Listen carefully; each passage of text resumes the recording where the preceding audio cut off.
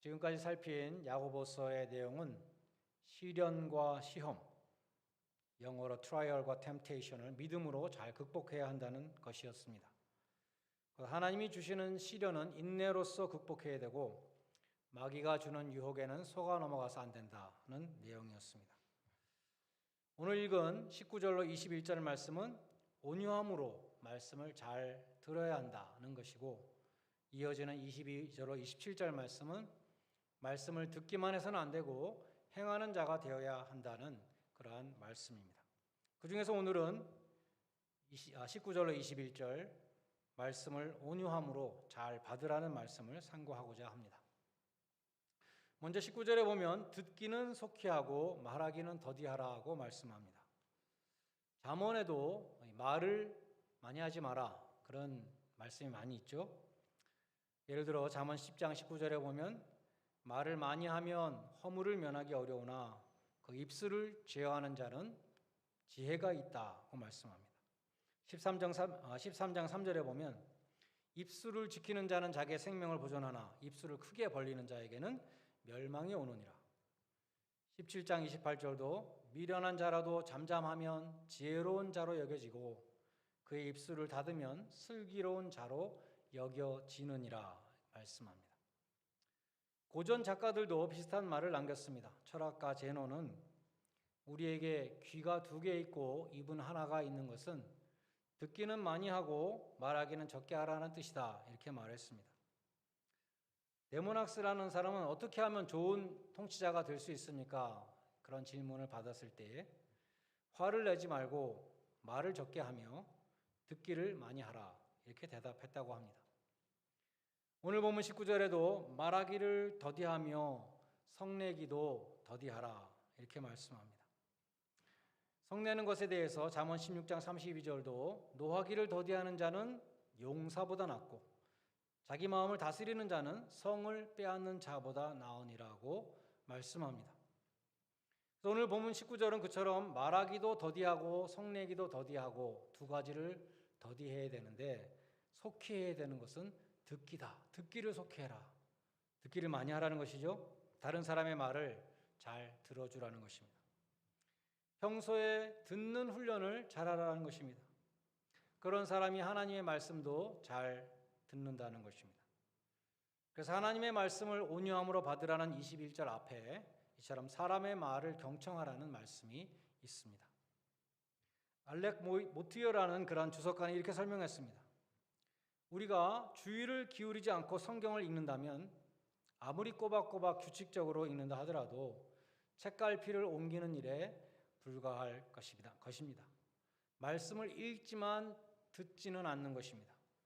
분명한 사실은 하나님과 소통하는 그 삶이 큐티 시간에만 국한되고 사람들과 소통하는 시간과 완전히 단절되지 않는다는 것입니다. 평상시에 다른 사람의 말에 귀를 기울인 자세가 없다면 문을 닫고 성경을 읽을 때에도 다른 사람이 되는 것이 아니라는 것입니다. 우리는 삶의 모든 분야에서 배려심을 길러야 되고 그럼으로써 하나님과 그 말씀을 대할 때에도 우리가 유익을 얻을 수 있다고 그렇게 말했습니다. 특별히 우리는 장터에서의 모든 관계, 이 세상에서 사람들과 만나는 그 모든 관계와 상황을 듣는 훈련을 하는 장소로 활용을 하고 또 말을 삼가고 분노를 조절하는 훈련하는 장소로 사용해야 합니다. 말을 많이 하는 사람은 다른 사람의 말을 잘 듣지 않습니다. 자기 말만 막 하는 거죠. 또 분노에 사로잡혀 있는 사람은 귀를 아예 닫아버리게 되는 것입니다.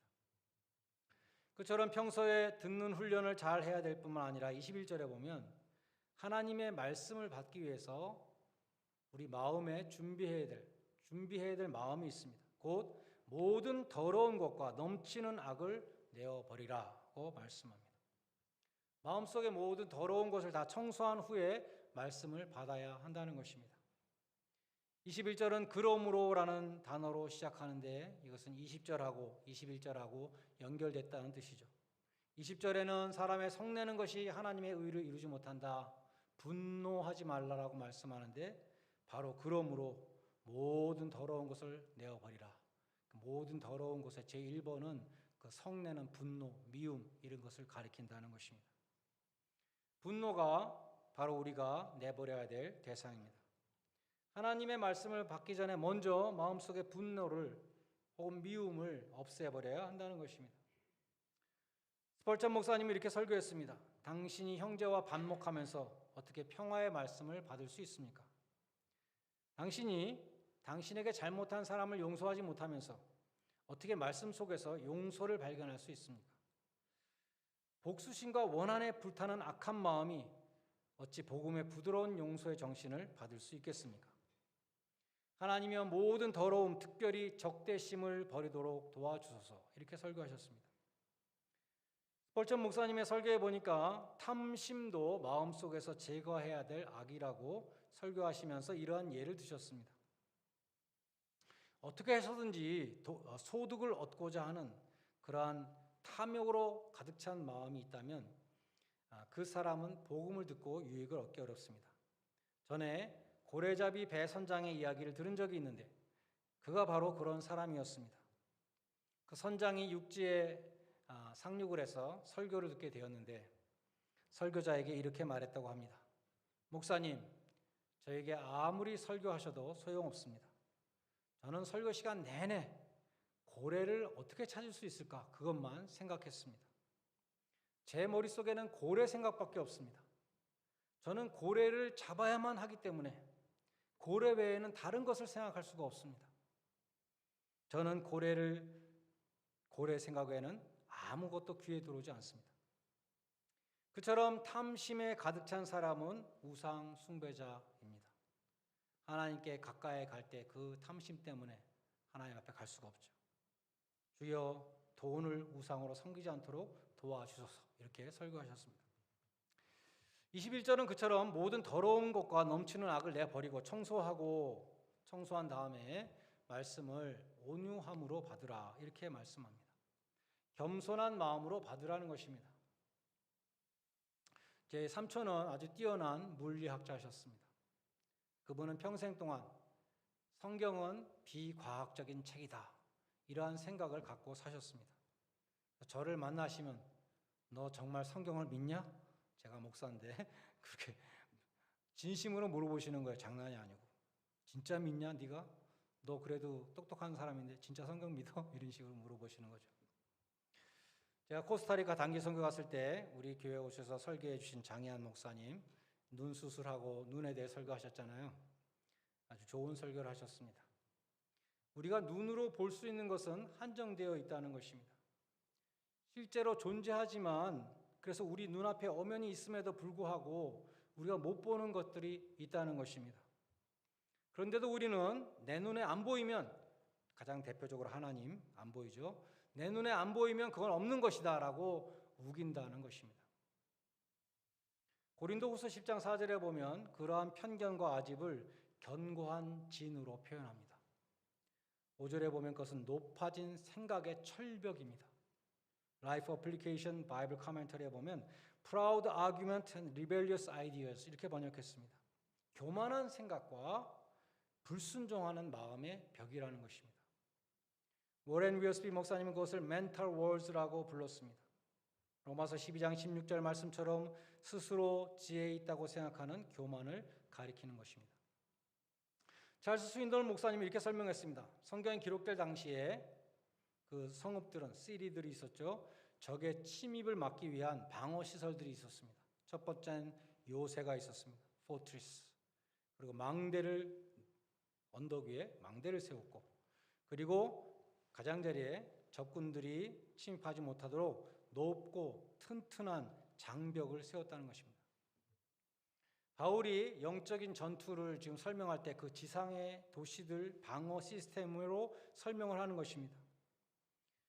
견고한 철옹성이 있다는 것입니다. 침입을 못하도록. 우리 마음이 요새이고 생각들이란 그 벽들을 가리킵니다. 장벽들. 나의 추측과 편견과 선입견 이런 것들이 딱 막고 있어서 하나님의 진리의 말씀이 들어오지 못하도록 막고 있는 것입니다. 그러한 장벽에 가려진 마음은 하나님의 말씀을 거부합니다. 마가복음 4장에 나오는 씨 뿌리는 비유에 보면 네 가지 마음의 밭이 나오죠. 우리가 잘 아는 말씀입니다. 첫 번째 나오는 땅이 길가입니다. 4절에 보면 길가는 씨가 떨어질 때에 씨가 땅속으로 들어가지 않아서 새들이 와서 다 쪼아먹는다. 예수님께서 해설하시기를 말씀을 들었을 때 사탄이 와서 즉시 저희에게 뿌려온 말씀을 빼앗는 것이라고 하였습니다. 당시 길가란 밭과 밭 사이에 난 통행로를 가리켰습니다. 통행로에는 사람들이 계속 밟고 지나갔기 때문에 오랜 세월 동안 단단하게 굳어진 땅입니다. 씨가 도무지 안 먹히는 땅입니다. 그래서 새들이 와서 다 쪼아 먹어버립니다. 뿌려진 말씀의 씨를 쪼아 먹는 그 새들을 예수님은 사탄이라고 하셨습니다. 교회에 오래 다녀서 마음이 굳어진 사람들이 있죠. 그러한 심령은 길가와 같은 심령이 될 수도 있다는 것입니다. 교회에 오래 다녔기 때문에 더 굳어진 마음. 웬만한 충격에는 끄떡도 하지 않는 굳은 마음입니다. 그런 사람은 교회에 오래 다녔음에도 불구하고 말씀을 마귀에게 빼앗기는 것입니다. 두 번째 땅은 돌밭입니다. 흙이 깊지 아니하므로 싹이 나오나 해가 돋은 후에 곧 타서 뿌리가 없으므로 말라버리는 그러한 것이 돌밭이라 예수님이 말씀하셨는데 이렇게 해설하셨습니다. 말씀을 들을 때 즉시 기쁨으로 받으나 그 속에 뿌리가 없어 잠시 견디다가 말씀을 인하여 환난이나 핍박이 일어날 때에는 곧 넘어지는 자다. 이런 사람은 한마디로 감정적이고 변덕이 심한 사람입니다. 소위 냄비 신앙의 소유자이죠.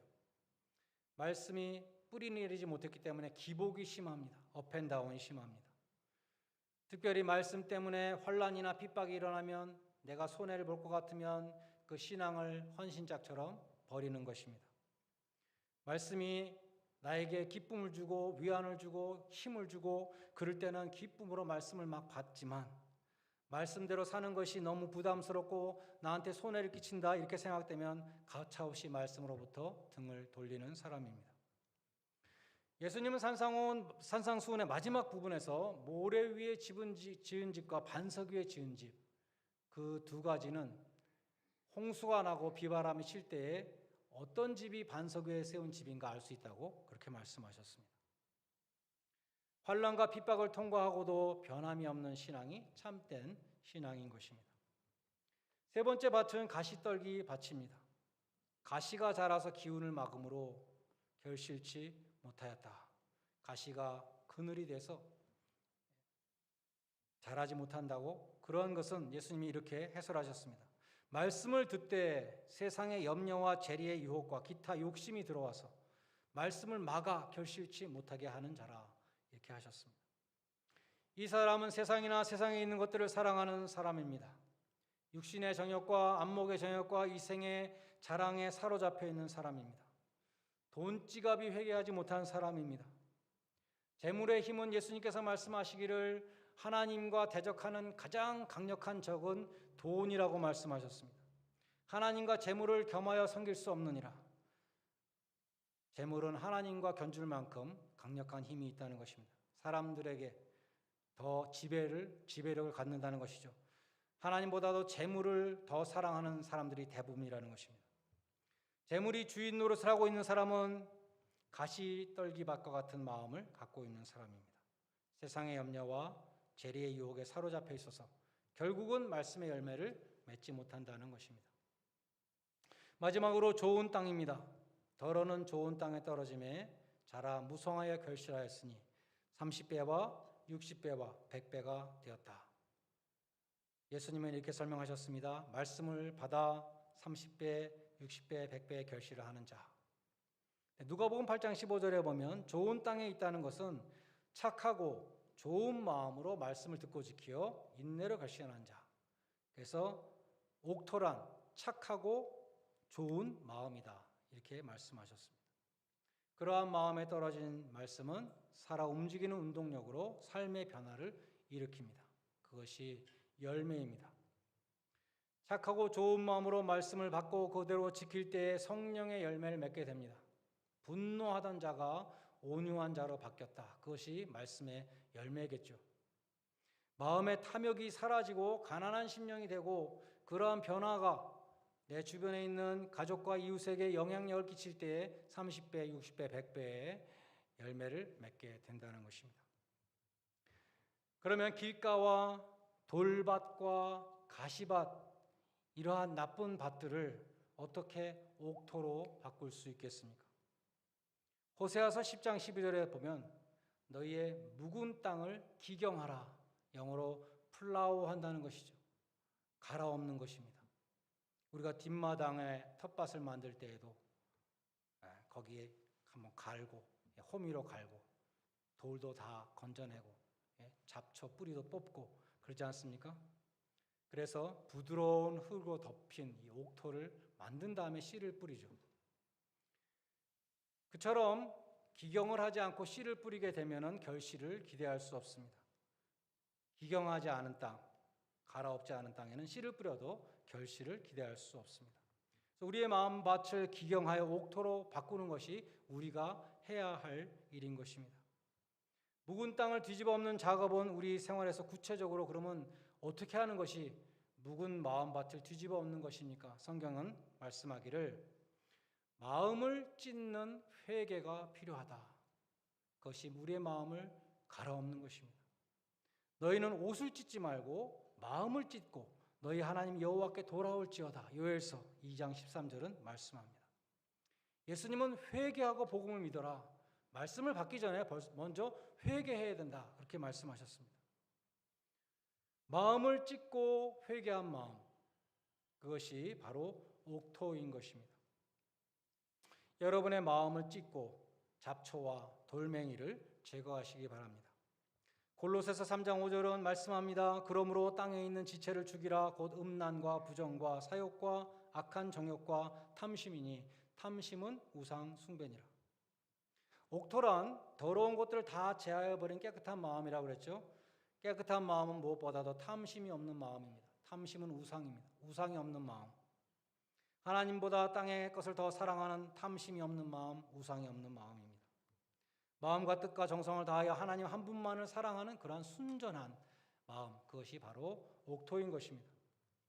여러분의 마음에서 육체의 욕심, 세상의 자랑, 우상 숭배와 같은 탐심을 제하여 버리시기 바랍니다. 모든 더러운 것과 넘치는 악을 내어버리고 교만한 생각을 버리시기 바랍니다. 묵은 땅을 기경하고 옥토를 만드시기 바랍니다. 굳은 마음을 버리고 부드러운 마음을 가지시기 바랍니다. 그래야 회개한 마음, 착하고 좋은 마음, 옥토와 같은 심령으로 하나님의 말씀을 온유함으로 받을 때 30배, 60배, 100배의 풍성한 성령의 열매를 맺으시기를 주님의 이름으로 간절히 축원드립니다. 기도하시겠습니다. 이제 한번 같이 기도할 수 있기를 바랍니다. 여러분의 마음은 어떠한 땅입니까? 여러분은 옥토와 같은 마음을 갖고 계십니까? 아니면 묵은 땅을 갖고 계십니까? 여러분의 삶 속에 말씀의 열매, 성령의 열매를 맺고 계십니까? 이 시간 자신을 돌아보며 기도할 수 있기를 바랍니다. 하나님, 나에게도 착하고 좋은 마음을 주옵소서.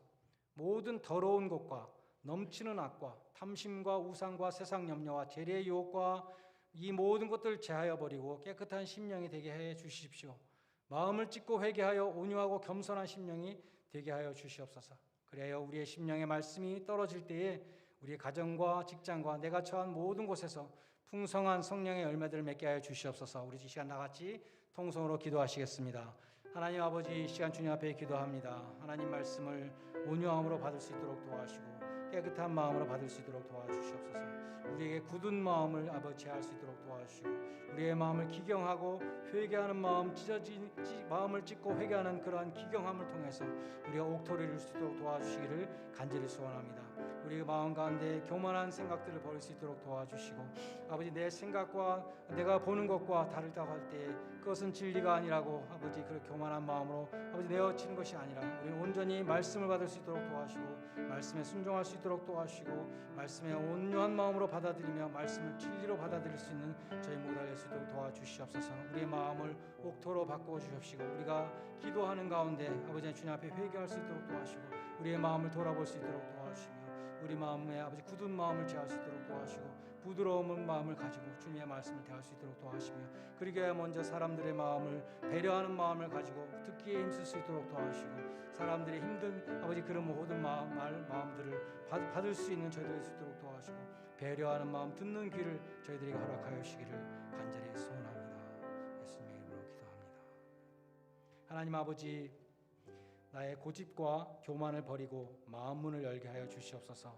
마음을 찢고 회개함으로 겸손하고 온유한 심령이 되게 하여 주시옵소서. 세상 염려와 욕심을 버리고 깨끗한 심령으로 주님을 바라보며 그 말씀을 받아서 순종케 하여 주시옵소서. 그래야 입만 무성한 무화과 나무가 아니라 주님의 지체로서 성령의 풍성한 열매를 맺으며 하나님께 영광을 돌리고 많은 사람들을 섬길 수 있는 복된 일생이 되게 하여 주시옵소서. 예수님의 이름으로 기도드렸나이다. 아멘.